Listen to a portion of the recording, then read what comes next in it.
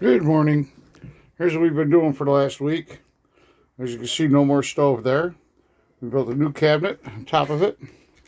We have a brand new Dometic 2-burner cooktop with a glass top on it. It's temporarily installed right now, along with the sink. And a new countertop. Here's the tile we're putting on. This is going to be our countertops. I gotta get it all trimmed up, and not today. Today's Sunday. I'm watching the race. I need to take a break.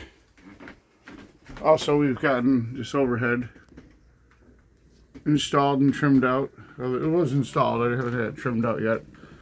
I still gotta finish shellacking it all. So, it's another thing we've been doing. And we've got the overhead on our upper console here in.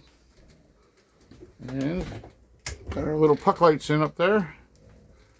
They work quite nice. Don't mind my wires. I still have to wire the stove up. The stove works in 12 volt instead of 110. Well, cooktop, not stove. So, anyway, that's our update.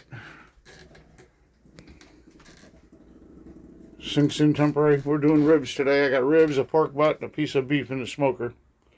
That's what we're doing today. So, I'm not sure what kind of backsplash we're putting up yet. That's to be determined. Alright guys, talk to you later.